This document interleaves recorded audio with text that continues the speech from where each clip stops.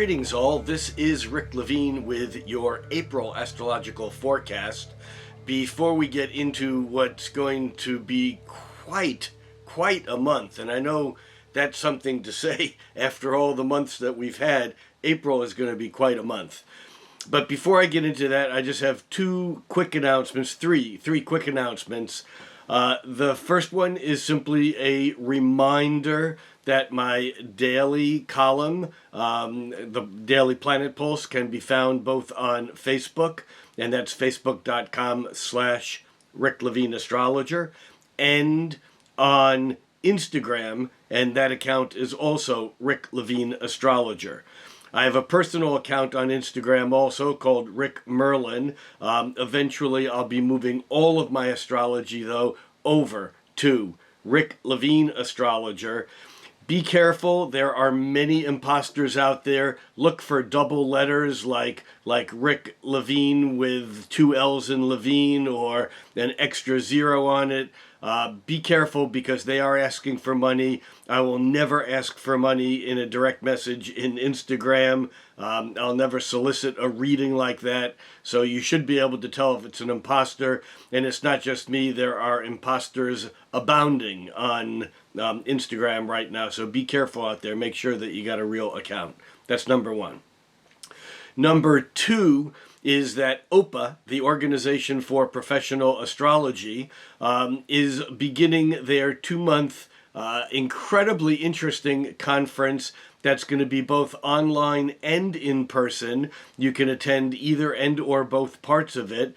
The in-person part is at the end of April in Tucson, Arizona, and the rest of it will be on weekends between this first weekend in April and all the way through the end of May.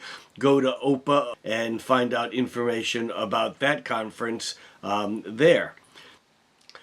Thirdly, we're coming up to NORWAC time. NORWAC is the annual Northwest Astrological Conference that's here in Seattle every year. And this is the first year in 3 years that will be actually a physical conference again.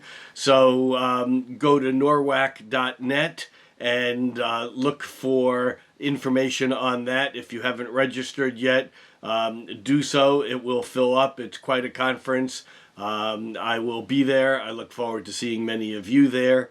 And like I said, 3 quick announcements. That's it. Now into April. And as I said, April is going to be quite a month.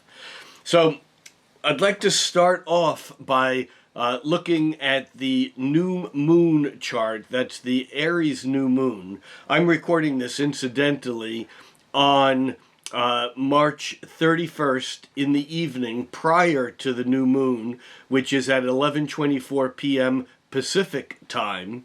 Now understand that this will be on April 1st for Mountain Time, Central Time, Eastern Time, European Time, Australia, and other parts of the world.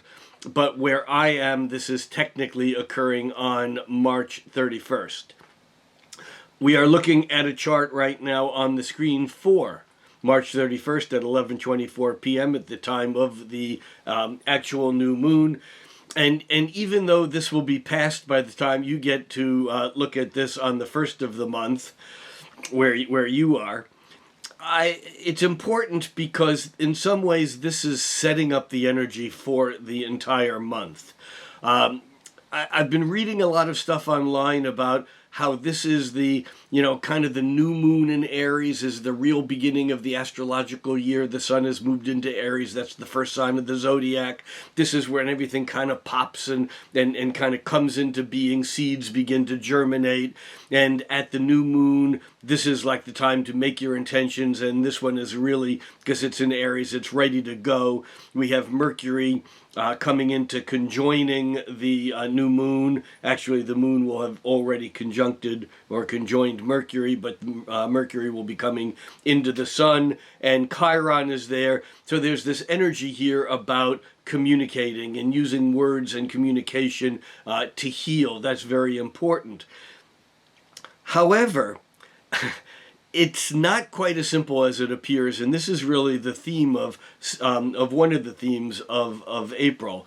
Because even though this is a new moon in Aries that theoretically should be initiating and getting things started, we look at the ruling planet of Aries, which is Mars, and we see that Mars is coming into a conjunction with Saturn. This is still about 4 days away. This occurs on April 4th. But this is important because anything we start at this new moon is going to still be held back and restrained by the Mars coming into Saturn. And it doesn't mean that we should wait until the 4th to begin anything, but what it does mean is that things are not going to start as fast as they normally do when we have a new moon in Aries, especially with Mercury in Aries also. There's a sense here of restraint, and the sense of restraint is almost like Saturn holding on to its own. Saturn here is at the midpoint of the Mars and Venus, and although Venus has already conjoined Saturn and is moving on, because Mars is still coming up to Saturn, it won't be until April 5th, 6th, 7th, when Mars is on the other side of Saturn, that will be freed from the restraints of Saturn holding things back. So that's where we wanted to start. Oh, and the other thing here, though, is this new moon in Aries, in particular, it is Mercury, that is a half square to Venus and or those planets in Aquarius. And this half square, again, is just another example about how that Mars, Saturn, and Venus in Aquarius are exercising their restraint on this Aries new moon that's ready to bolt ahead. So, as you know, I do all my charts with an Aries rising, because even though we have an exact time here, the fact of the matter is that depending upon where you are on the planet will determine the houses and the ascendant and midheaven, the angles, the personal angles. And because everyone's in different places, I just leave this as a natural wheel. But we're now going to jump to the noon chart, which is normally what I will be using. And here we are with a noon chart for April 1st, which is where we will begin our story for the month, knowing that the new moon has just occurred. I want to point out something that I mentioned last month, and we have all the planets on one side of the chart. In fact, we have them all contained in less than a trine. If we look at that Pluto at 28 degrees of Capricorn, and we make the trine to that would be 28 degrees of Taurus, Earth to Earth. We can see that all the planets are contained within that trine, but they're also all contained on one side of the nodal axis. In Vedic astrology, this is considered to be not a good thing, because it means that we tend to put all of our eggs in one basket, and if that should fall apart or not work out, we have nowhere to go. So the caution here would be to, even though we are focusing our energy quite significantly with all the planets contained in this bundle, the fact is that we really should do whatever we can to keep an open mind, to stretch beyond the perspective or lack of perspective, because the planets are all so close together. And because there's no opposition in this new moon chart, that also gives us a difficult time to see how other people see us.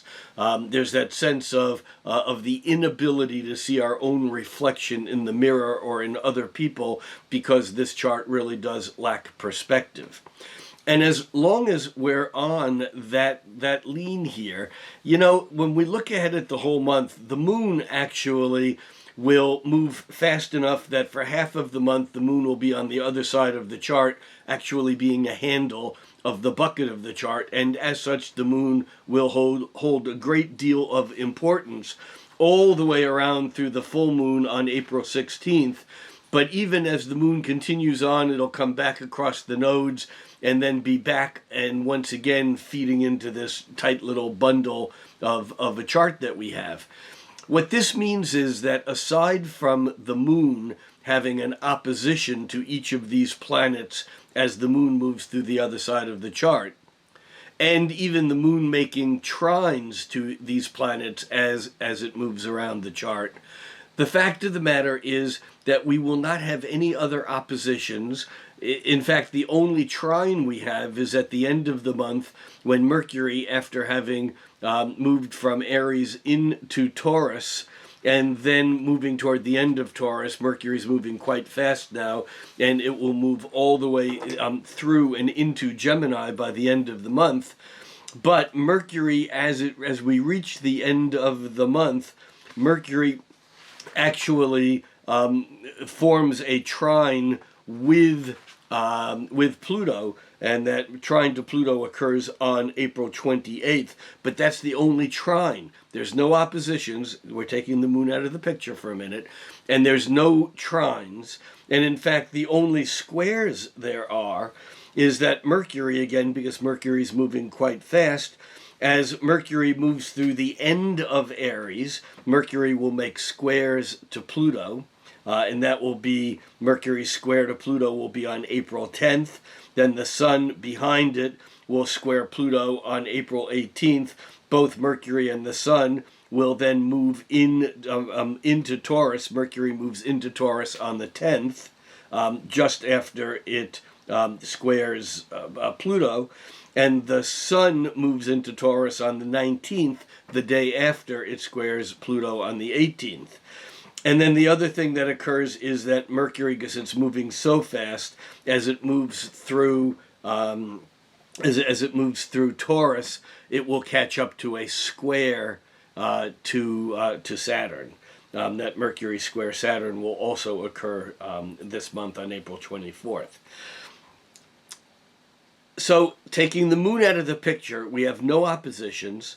We have one trine. And that's a deepening and an intensifying of communication when Mercury trines Pluto on April 28th. And then we have three squares: Mercury squaring Pluto and Saturn, and the Sun squaring Pluto. Now, compare that with the number of semi-sextiles that we have. Often in these forecasts, I don't use semi-sextiles that much. It's not that they're not an aspect. I mean, they are a real aspect. But we have to remember that semi-sextiles are much closer in meaning to a quincunx than to a sextile or trine. You know, we take an opposition, we break it in half, we cut it in half, that's a square. Squares have something similar to the oppositions because they're stress. They're definitely a conflict. And we take that square and we half it again, we get a semi-square. Again, it's a similar energy. It's still anxiety and or conflict or stress. With the trine, we take the trine and we break it, or we cut it in half. And the trine, which is an easy flow of energy, at the halfway point, the sextile, it's easy, but it's not in the same element, so it represents an opportunity and or support rather than just a no-holds-barred flow. But when we take that sextile and cut it in half and get a semi-sextile, it's no longer easy. The semi-sextile and the quincunx were both what Ptolemy called inconjuncts. In his way of phrasing it, those planets had no aspect because they couldn't see each other. They were too close to have a perspective in order to get an energy, a wide enough perspective to see each other. And so quincunxes are irritating. It's not a lot we can do about them, but they are annoying and irritating, and they're like fine-tuned adjustments because we're trying to get it right, but we can't quite get it right. And to some extent, the same is true with the semi-sextile. And here's where this month, even from the very beginning of the month, is so interesting because we start the month out with this new moon, and even the new moon itself is semi-sextile to Uranus. We have Chiron semi-sextile to Uranus, the Sun semi-sextile to Uranus, the new moon partile sextile to semi-sextile to Uranus, We also have both Jupiter and Neptune, one at a time, each making semi-sextiles to Mars and Saturn and Venus. And here's the crazy thing. We have 1, 2, 3, 4, 5, 6, 7, 8, 9, 10, 11, 12, 13, 14. We have 15 semi-sextiles during the month between planet to planet. And on the days following the new moon, on the very beginning of April, on the day of the new moon, we do have the sun conjuncting Chiron in its annual conjunction. And again, here the teaching, learning, healing aspect of this can be quite important. And we have Mercury also coming into conjuncting not only Chiron, but also the sun. And so what we have here is a very interesting set of, and incidentally, the sun's conjunction with Mercury, or Mercury's conjunction with the sun, is tomorrow. And when I say tomorrow, I'm always referring to the date reference of the date of the chart in front of us. So tomorrow here would be April 2nd. But on April 2nd, we have the sun semi-sextiling Uranus. We have Mercury semi-sextiling Uranus. We have Venus on the 3rd semi-sextiling Pluto. On the 4th, we have Mars semi-sextiling Jupiter. On the 5th, we have Jupiter semi-sextiling Saturn. On the 6th, we have Mars semi-sextiling Neptune. On the 7th, we have Mercury semi-sextiling Jupiter, and also Mercury semi-sextiling Neptune, because that Jupiter-Neptune conjunction is getting closer and closer together. That's exact on the 12th. We'll have quite a bit to say about that in a few minutes. On the 13th, we have the sun semi-sextiling Neptune. On the 14th, the sun semi-sextiles Jupiter. It continues. The point is that one of the themes of the month of April is that there's a lot of noise, and there's not always places to go to resolve that noise or to make it go away. Those semi-sextiles, those irritating, annoying, can't quite bring it into perspective and get enough distance on it to see what's going on. That lack of opposition that we have because of all the planets clustered on one side of the chart. It's basically hard to see what it is that's happening, and yet there's this self-referential thing that is going on that enables us to have a very high level of concentration of direction, even though we have a counterpoint there, and that is Jupiter and Neptune, which again we'll get to in just a moment. But following the first few days of the month along, aside from this crazy string of semi-sextiles, remember, semi-sextiles are 30 degrees apart, and when you have the chart bundled so tightly together like we do, that's going to be the predominant aspect. There's also a pile of half squares this month. I don't want to go through them all, but starting, but I'm going to talk about a couple of them, because starting at the new moon on the 1st, we have Mercury half square or semi-square to Venus. Then we have Venus half square to Chiron on the 2nd. And then we jump to the middle of the month and we get a string of half squares of Mars to Chiron, and the Sun to Venus, and Mercury to Neptune, and so on. And I'm not interested right now in breaking down each one of these one by one. It's just that we have a lot of high frequency anxiety that we just can't seem to quite resolve as these planets move in and out of these semi-sextiles and half squares or semi-squares. April 4th is the first major stopping point. We're going to move this ahead to April 4th. And on April 4th at noon, we can see that Mars is not quite yet caught up with Saturn, but they're partile conjunction. If we, by April 5th, Mars will be on the other side of Saturn along with Venus, and once that occurred, Saturn is no longer holding back Mars. But remember, Mars is the gas pedal, Saturn is the brake. Mars wants to run ahead, and Saturn says, nope, first you have to answer to me.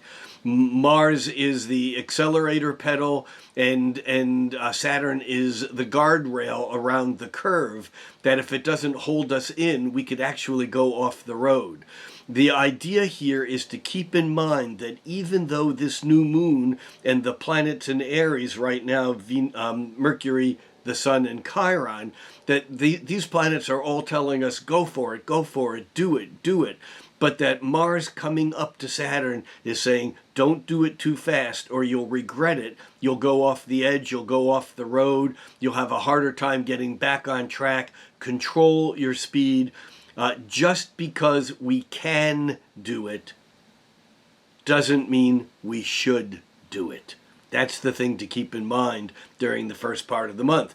And I know this is a bit different than a lot of other astrologers are saying. It's an Aries new moon. Do it, go for it. And I'm saying, yeah, but be aware that the cosmos is not giving a message to just go for it and do it. We can use our imagination, which is going to be key as we talk about the Jupiter conjoining Neptune in just a moment. But we don't have to actually jump off the cliff and fly.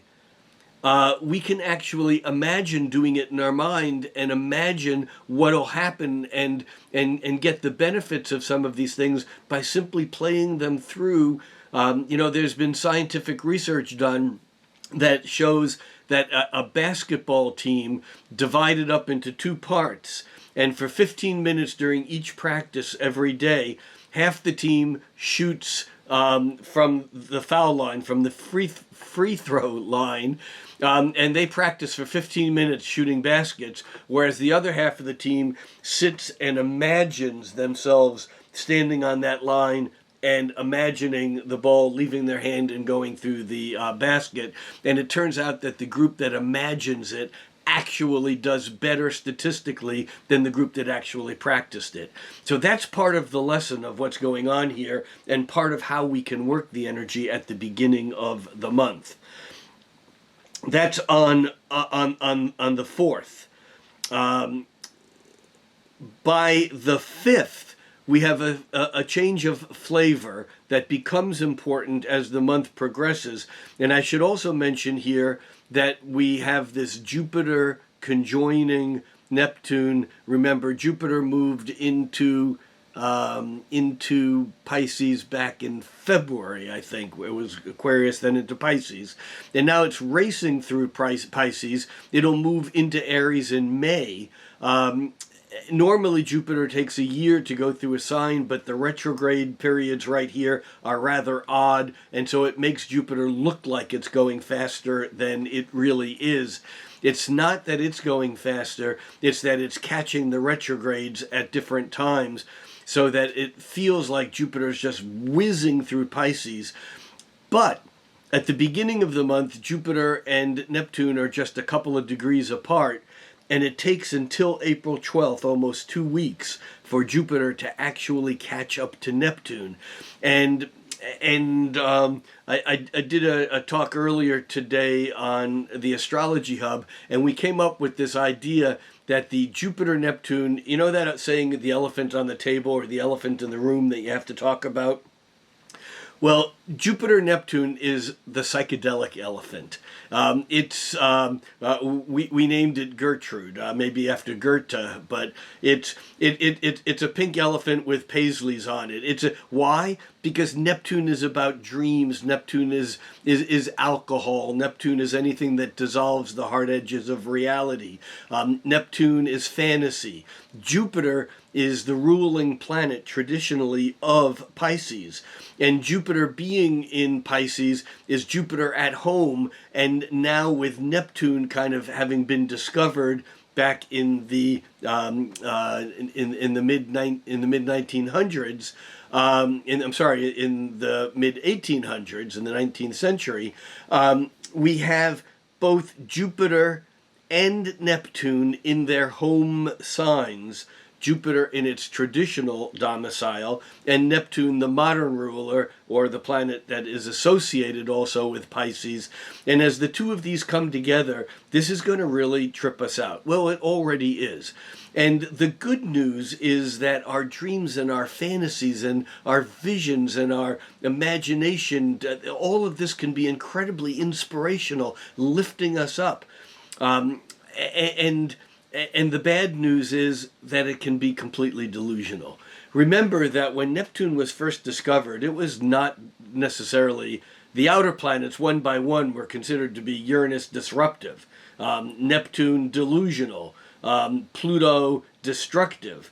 And then it's only as we learn to integrate these energies that we realize they had a positive aspect also. The positive aspect of Neptune is the ability to imagine. It's the ability to create something in the mind that's not restrained or held back by Saturn. Remember, Neptune is outside the bound of Saturn. Jupiter is inside the bound of Saturn, so Jupiter has to answer to Saturn. Jupiter has to make things logical and make things, bring them into reality, even if it is extrapolation. Neptune does not have to do that. Now, although when Neptune was first discovered, Neptune was considered to be fantasy, illusion, delusion, confusion. It was not good. The fact of the matter is that, as my friend Caroline Casey has said many, many times, that imagination lays the tracks for the reality train to follow. William Blake wrote in The Marriage of Heaven and Hell, he wrote that what is now proved, that would be Saturn, what is now proved was once only imagined, that would be Neptune. I like to think of imagination, or Neptune, as the planet that creates this metaphysical scaffolding that we then can build Saturn. We can build reality on it. But we need the dream. We need something, the vision out in the future that's not yet real, to actually coalesce or to crystallize as reality. And that's Saturn's job, is to crystallize the dreams, to precipitate the dreams of the illusions, the clouds of illusion, to precipitate those things and to bring them into the earthly realm. Well, with Jupiter and Neptune coming together, as they do takes Jupiter 12 years to go around the sun once, and then maybe another year for it to catch up to Neptune. It's about 13 years that Jupiter and Neptune align in conjunction. But they only do it once every Neptune cycle, once every roughly 165 years, that they'll do it in Pisces. And so this is a rare moment where Jupiter and Neptune are aligning in both of their own home signs. And as we get to April 5th, even though they're still a good degree apart, a degree and a half apart, Jupiter at this point is also making that semi-sextile with Saturn. And so we're getting this interference, this annoyance, this irritation, this reality check that we can see something beautiful, we can see something perfect, we can see the beauty, but that's not what Saturn has it actually being. Saturn has it in a much rougher format. We'll move this from the 4th to the 5th, and we can see that Mars and Venus are now on the same side.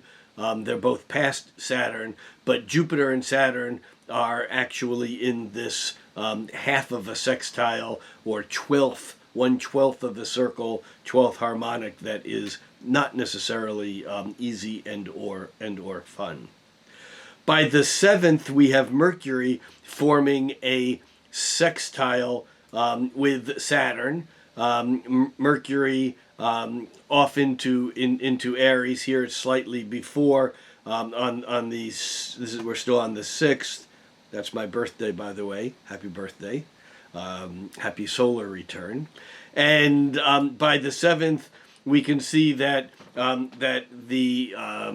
Mercury is now at a higher degree by noon. If we were to back this up 12 hours, it would be exactly sextile to Saturn. So it's almost like after that reality check, by April 7th, we're getting this ability to maybe think of things more realistically, that realism settles in. But again, we're getting these semi-sextiles now day by day by day. Mercury makes the semi-sextile with Jupiter on the 7th and with Neptune.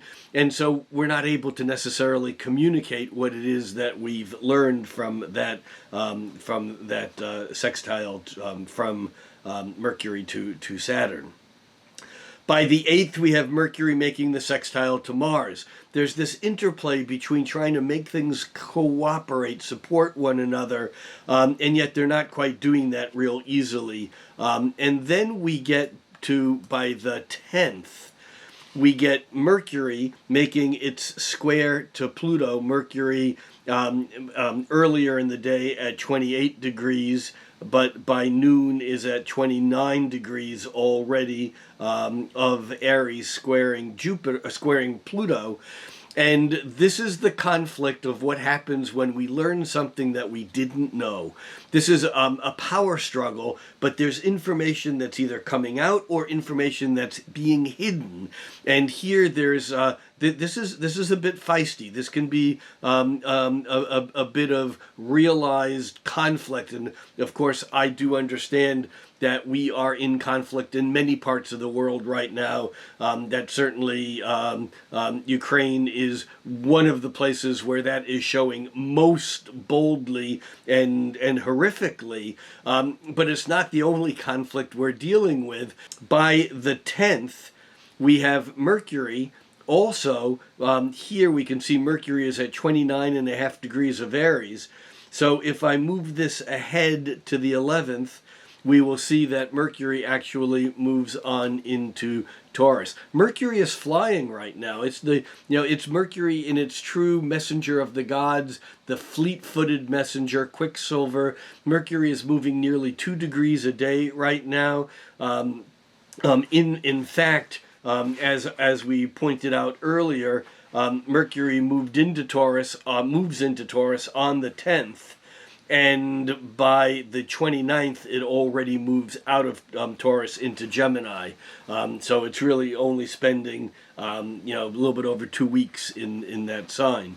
And so it's really, really moving, which means our minds are moving fast, even though that Mercury is in Taurus, where normally Mercury is slow. And here's something to think about, because Mercury is cohabitating Taurus with Uranus. Mercury, in fact, will catch up to Uranus, and this conjunction will be on April 17th. And so Mercury in Taurus, normally Taurus is rather simplistic, determined, methodical, practical. And Mercury, though, as it's moving into Taurus, as it moves through the month, is getting closer and closer to Uranus, which is high frequency, almost like Aquarian energy, buzzing. And so that Mercury in Taurus isn't as comfortable or isn't as laid back as it might normally be, as long as Uranus remains in Taurus. Once a year, that Mercury is going to come through Taurus, and it will conjoin Mercury, which is a time of heightened, amplified thinking, thoughts, ideas, communication, words. Those words may or may not be useful or practical. In Taurus, they might tend to be, but they're occurring very, very quickly. By the 12th, we have one of the exact half squares that's happening this month, and this is a half square between Mars and Chiron. This can be a tough one because it feels like we're not getting what's due us. We feel like we've bumped into something that's not Saturnian. It's not a wall, but there is resistance. It's something that has to do often with something that we learned incorrectly in the past, or a wound or an old emotional hurt from the past that's preventing us from taking that next step. And that's on the 12th. And on the 12th, we now get to also the exact conjunction between Jupiter and Neptune. Notice here that on the 11th, Jupiter is at 23 degrees Pisces, this is at noon, 23 degrees Pisces, 47 minutes, and Neptune at 23 degree Pisces, 57 minutes. They're 1/6 of a degree apart. By the following day, by the 12th at noon, Jupiter is now on the other side of Neptune. It looks, because they're separate degrees, they're no longer partile conjunction, but they're conjunct within 2 minutes of arc, within 1/30th of a degree, because Neptune at 23:59, at 1 minute more, it's 24:0, then 24:01. So this is a good example of how how on April 11th we have Jupiter and Neptune that are partile conjunct, but they're 10 minutes of arc apart. And the following day they're no longer partile conjunct because they're not in the same degree, and yet they're much tighter. They're exact the morning of the 12th. So I've kind of already talked about this a little bit, but there'll be a lot of buzz online from a lot of different astrologers talking about the historical significance of this conjunction, talking about what this means this year because it's in Pisces. Also, we need to be aware of the fact that even though this conjunction technically begins to separate, the energy begins to lessen, diminish over the 13th, 14th, 15th, 16th, theoretically it does, but you know that saying, in theory and practice are the same. In theory and practice are the same, but in practice they're not. And this is a good example of that, because as the Jupiter pulls slowly away from Neptune, we have Venus coming into the picture, and Venus will catch up with Neptune and Jupiter, and then behind that Mars will come into the picture, and it too will catch up to Neptune and Jupiter, but Mars doesn't catch up to Jupiter until May, when Jupiter is already moved on into Aries. So this is a whole interesting dynamic, but I'm suggesting that the magic and the delusion, both, the confusion and the inspiration of that Jupiter-Neptune conjunction, even though it's exact on April 12th, lingers all the way through the middle of May until not only is Jupiter out of Pisces and on into Aries, but until Mars has moved through that same conjunction past Neptune and past Jupiter. Again, often energies cosmically are held on longer than they look like they might be if we just applied the straight mathematics to it. It's one of the dangers of approaching astrology too mechanistically. Not that there aren't useful mechanistic tools and metrics that we can use astrologically. So this is the psychedelic elephant Gertie in the middle of the table that's basically spacing us out. We might have these very high visions of world peace, of compassion, and yet there's a war going on. We might actually come up with ideas that can solve issues that have no practical application at all. And yet, at the same time, the seed of any new moon, or when I say new moon, I really mean here new Jupiter in the Jupiter-Neptune cycle, because any conjunction is like a new moon. It's like a seed period in that cycle. And it won't be until Jupiter is in opposition to Neptune, roughly 6-7 years down the road, that we'll actually see what we planted, what the seeds were around now. We can be intentional with this, but this is not a seed that we just plant and then in a couple of weeks we begin to see it germinate. This is something that's a long-term cycle, or a longer-term cycle. And it's really incumbent upon each and every one of us that as we dream, as we imagine, as we fantasize, to go ahead and do that, but to be aware of those fantasies or dreams that are just fantasies and dreams, versus those fantasies that are actually fantasies and dreams that we're looking to manifest. We're putting Saturnian hard work into them to make them become real, and those that are actually being planted specifically to be a guiding star. In many ways, a Jupiter-Neptune conjunction is a guide star, even though we can't see the Neptune in the sky that is being joined by Jupiter. This is something that we can use to lead us for weeks, months, and even years to come.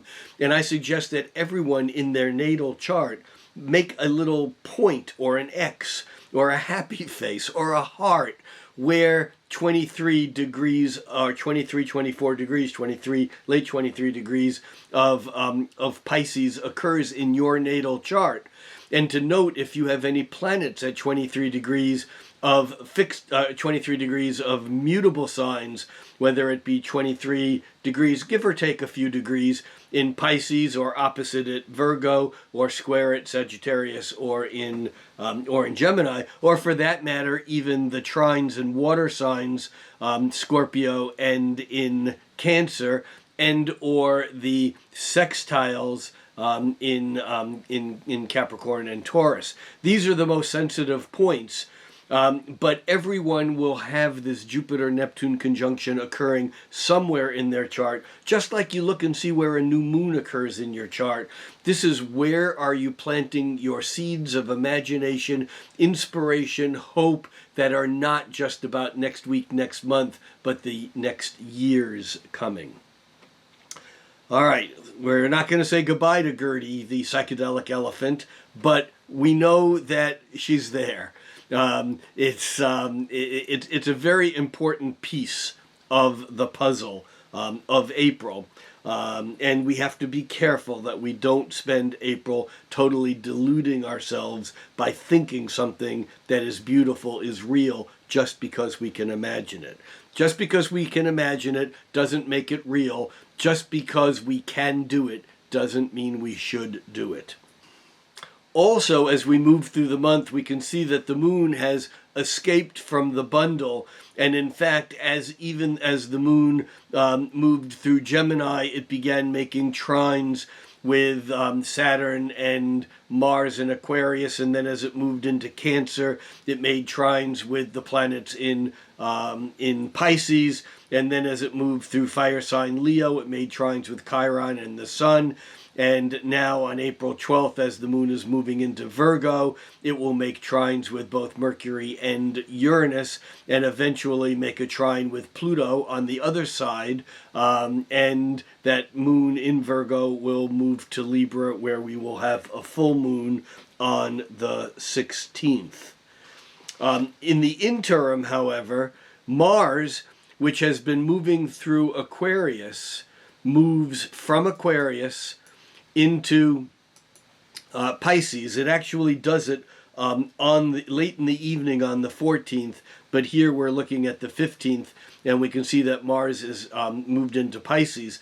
And again, although the Jupiter-Neptune is now separating, look at that Pisces stellium, look at that energy piling up in that sign, where we now have Mars and Venus and Neptune and Jupiter all in Pisces.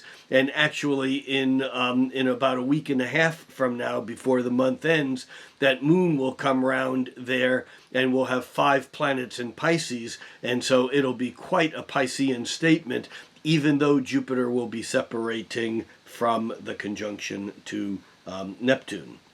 Let's move this ahead to the actual full moon at 11:55 a.m. Pacific Daylight Time on April 16th.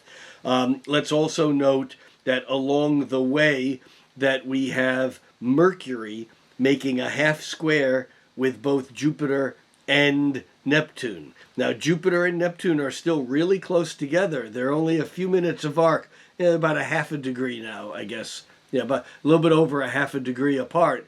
And so Mercury, over the course of a few hours on the 15th, will form a half square with Neptune and a half square with Jupiter.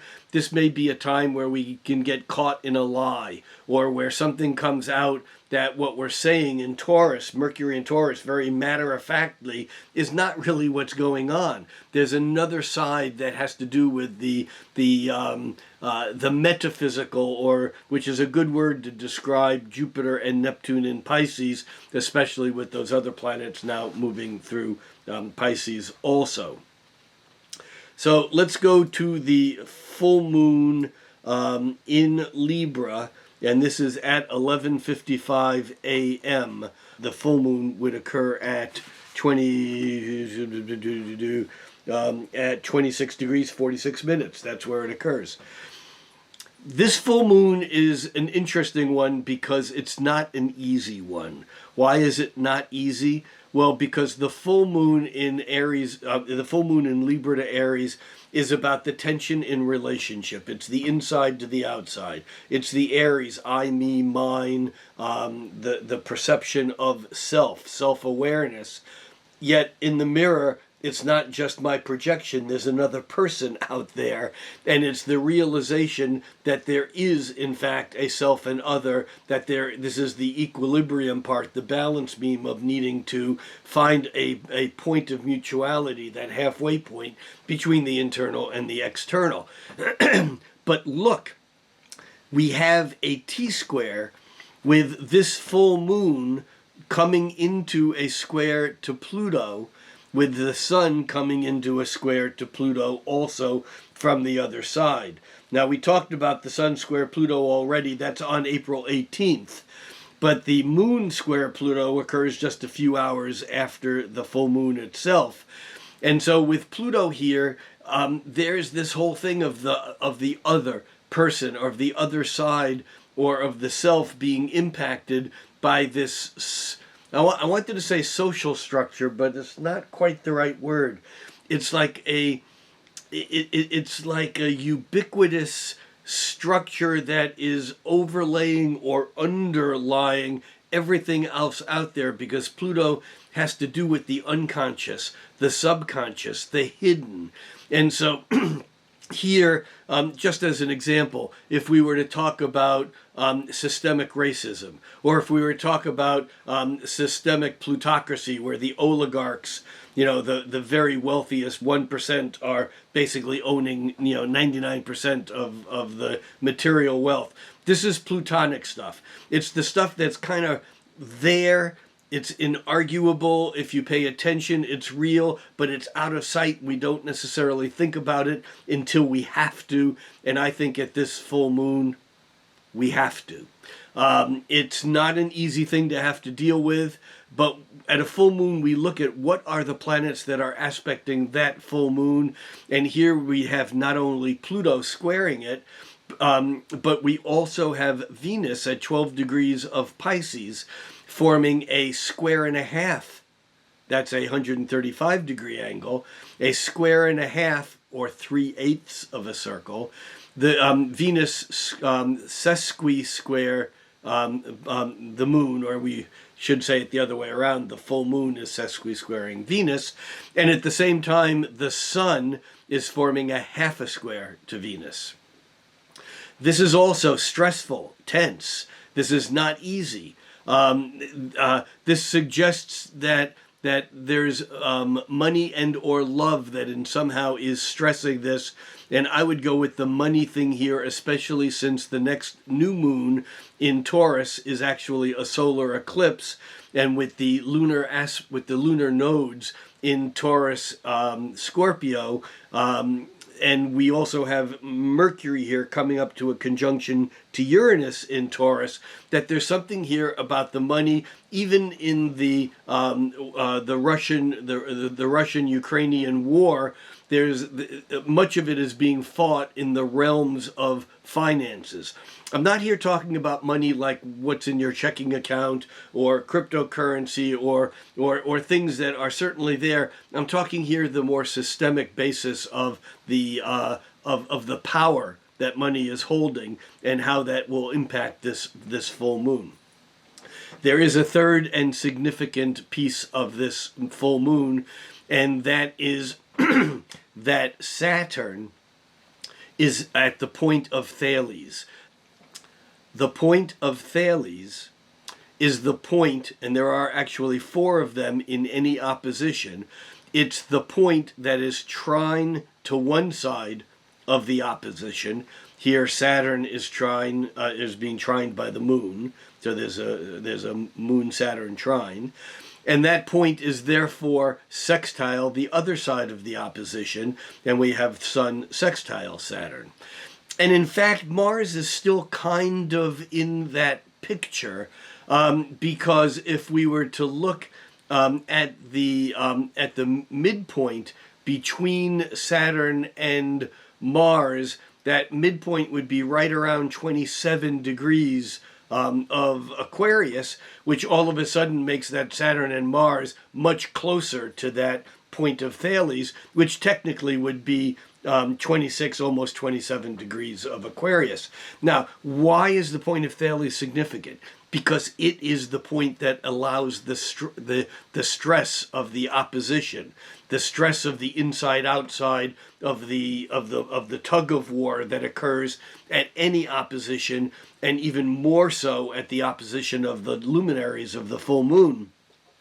Saturn and Saturn-Mars here in some way are telling us that it is the holding back and the restraint that we exhibited when Saturn was in front of Mars, and now that Mars is kind of being freed from it, we're able to use that Mars a little more.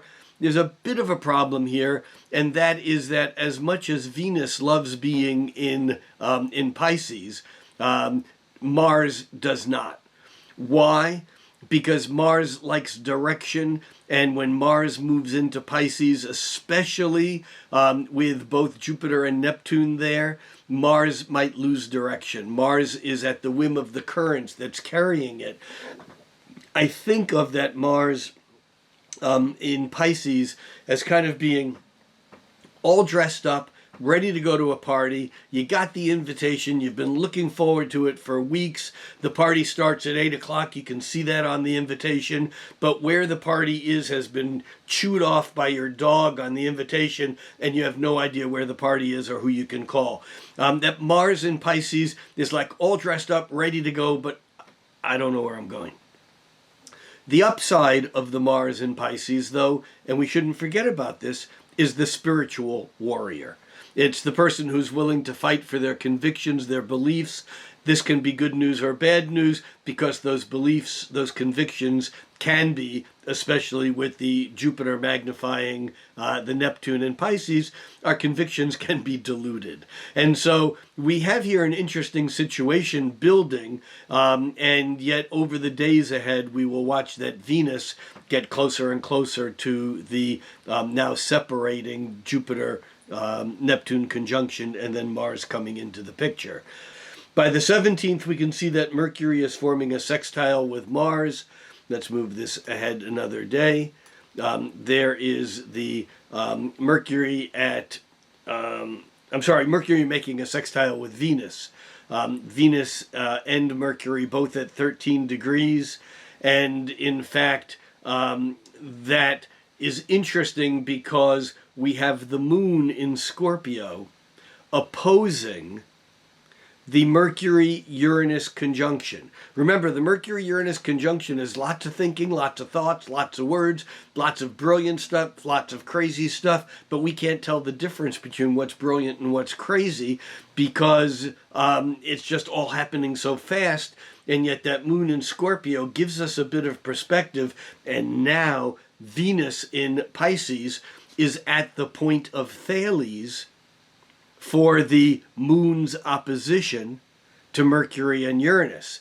So we have disruptive and exciting breakthroughs in communication, Mercury-Uranus, with the moon anchoring it with knowing that we're holding stuff back because that moon in Pisces the moon in Scorpio is exerting some control because it knows what it needs, and yet Venus in Pisces is able to be adaptable enough and compassionate enough that it allows some movement on this fixed sign opposition between the moon in Scorpio and the Mercury and Uranus in Taurus, fixed sign Scorpio.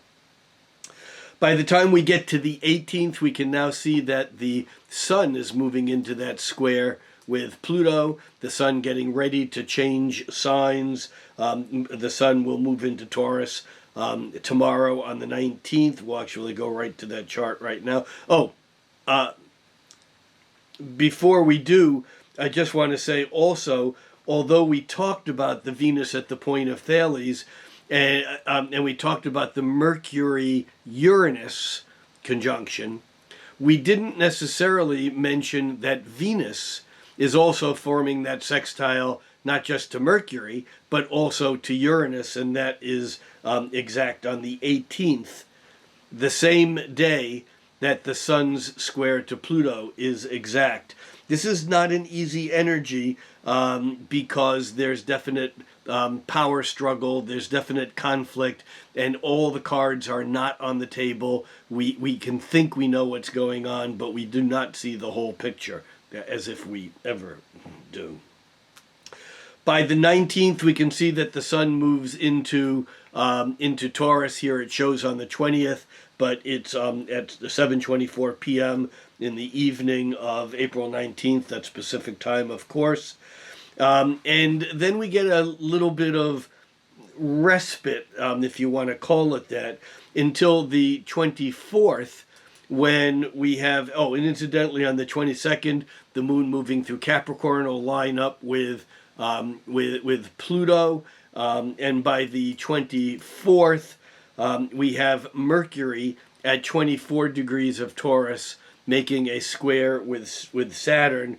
If we to back this up, Mercury would be at a lower degree, so that Mercury squaring Saturn is another reality check. It's the argument going back and forth, and yet it's likely that someone has to readjust their story because the facts do not support what they're saying, that when Mercury squares Saturn, we have to deal with the authority of facts. Now, if we don't agree on the facts, that's another problem, but facts are facts, and if we can find the facts, then we have to deal with that Mercury squaring Saturn and having to change our story to meet the truth of the facts.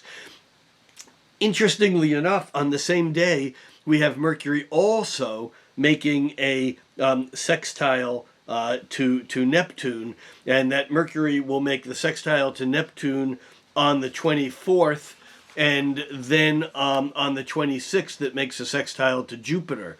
And so even though we're having to deal with the facts, as we can see that Mercury making that sextile on the 24th to Neptune, and then the sextile to Jupiter, the facts are not necessarily as clear as we would like them to be. And that does make a bit of difficulty, especially because now we have this 5-planet pileup in Pisces.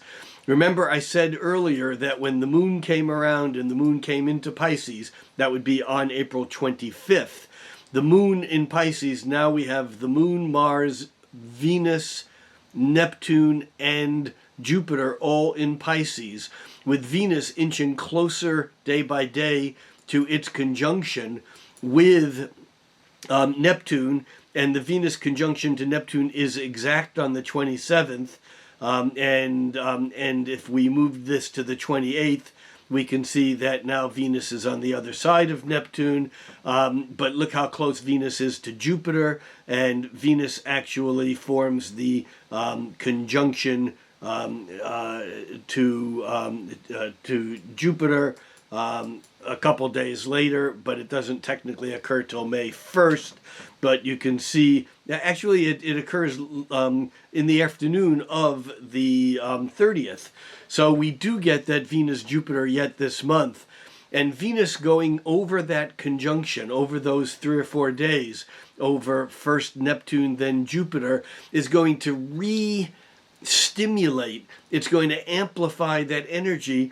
And there's here a sense of optimism, of hope, of dreams coming true. And again, we have to be careful of the illusion, delusion, the fantasy, fantasy spectrum, because with Neptune coming over both, with Venus coming over both Neptune and Jupiter, we can romanticize reality and bend our story to fit something that's more ideal or more perfect than than it is. During this time also, we have Mercury making that trine to Pluto, which we talked about earlier. That is exact on the 28th. And again, we see that the importance of Pluto, which is hanging out back in Capricorn. Pluto at 28.5 degrees, a degree and a half away from being in Aquarius, it begins to make its station, and it actually turns retrograde on the 29th. Pluto barely moves at all. We can look at Pluto at 28.5 degrees of Capricorn, and we can go all the way back to the beginning of April, and Pluto at the beginning of April was nearly at 28.5 degrees of Capricorn. So when the outer planets turn direct, remember they have to stop in order to change direction, but they do that so gradually that it's like that Pluto has an immense amount of power. Pluto's power is derived from the fact that it moves so slowly, and yet when it's changing directions, it's like almost like a fixed star. It's not moving at all, or it's at least moving so slowly that we can't even detect it. And when Mercury makes that trine to Pluto, and when Jupiter makes the sextile to Pluto, which isn't until the following month, that becomes incredibly important. Venus will come into that sextile too, and eventually so will Mars. But all of these are against Pluto barely moving. So this is all really important stuff. Now, for the closing act of the month, we have a new moon in Taurus, and that new moon in Taurus is at 1:28 p.m. I'm going to actually move this ahead to be exact. 1:28 p.m. And we have a solar eclipse at 10 degrees Taurus, 28 minutes. And again, look at your natal charts. See where this point occurs in your chart, because this is setting a seed again. It's a different kind of seed than the Jupiter-Neptune conjunction, because this is a seed that will grow to fruition in just a couple of weeks, in a fortnight. But look at how close this new moon is to Uranus. It's 4 degrees away. But what that means is that the moon is 8 hours away from making its conjunction to Uranus, and the sun is just 4 days away from making its conjunction to Uranus. We have a whole nother layer of instability and excitement and possible breakthrough, but unknown territory here. We also have Mercury having bolted into Gemini. This actually occurred on the 29th.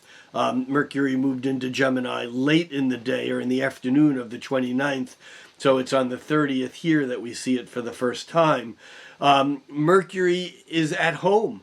Mercury is buzzing now. Remember, Mercury is at home in Gemini and in Virgo, and now we have Mercury in Gemini. The ante has gone up. That Mercury is really communicating a lot right now. We have the high frequency buzz of this new moon coming into Uranus. Change is happening whether we like it or not, and the fact that this new moon is within 13 degrees of the nodal axis means that it is an eclipse, that the sun and the moon are on the same plane, and therefore we give additional importance to the change that's occurring. Something is passing into the past. That sounded redundant. Something is quickly being relegated to the past while we're quickly moving into the future. Now, of course, eclipses are funny time-wise in as much as they can have impact for months before and months after. But as a new moon eclipse, this is something that's going on right now, and it also is important to understand that in the midst of all of this, we have not only the Mercury still trining Pluto, the truth being told, but we have this eclipse is also forming a half square to Neptune, and here we are once again. What is true? Well, look at the facts. Okay, look at the facts. Here's a fact, I say, and you go, no, that's not a fact. This is the fact. How can we know what's true when we have different sets of facts? And yet somehow we're going to gloss over this, I think, in a way that's okay. Why? Because Venus comes to conjunction with Jupiter on the afternoon of April 30th, and Venus and Jupiter make things pretty. It can be too much of a good thing. This is the danger of Venus and Jupiter. It can be overindulgent. It can be money but too much. It can be sweets but too much. It can be alcohol or drugs but too much. And so too much of a good thing isn't necessarily a good thing, especially as Jupiter and Venus both come into sextile with Pluto that won't occur until next month. So this month is a crazy month. I mean, after months of kind of being stuck in one place, and then we began to break away from it and moving into new territory, we're still, in some ways, we've left March of 2020, that month that lasted for a year and a half. In some ways, we've left that behind. But we're now moving into a new framing of everything. Things are changing very quickly, and I would not be able to predict how the specifics of this month will play out. I do know this. I know that normally with an Aries new moon, we're ready to bolt ahead. We're ready to, even if we haven't done it, even if it's new territory, we're ready to just jump in and figure it out. The cosmos is telling us not so fast. Yeah, with the Mars coming into Saturn, with all these semi-sextiles, there's so many things that are being said over and over again, even with Saturn being at the point of Thales at the mid-April full moon. The fact of the matter is that we're moving ahead. The impulse is to move ahead spontaneously and immediately. Don't waste any time. And yet we're being told that at this point in time, we really should slow down. The Paul Simon song, slow down, you're moving too fast, gotta make the morning last. There's something here about that is important for the month. In order to get the most out of this, we have to make sure we don't buy into the urgency, the immediacy, and the necessity to do everything, to play all of our cards right now, because we're in this for a longer haul. That's it. I'll see you for the mid-month update for those of you who have joined me on Patreon. Again, that link is patreon.com/Rick Levine. And at the, at a minimal level, you can get the mid-month update. And for those of you who I don't see mid-month, I'll see you for the May forecast next month. That's it for now. I'm Rick Levine. Think cosmically, but act locally.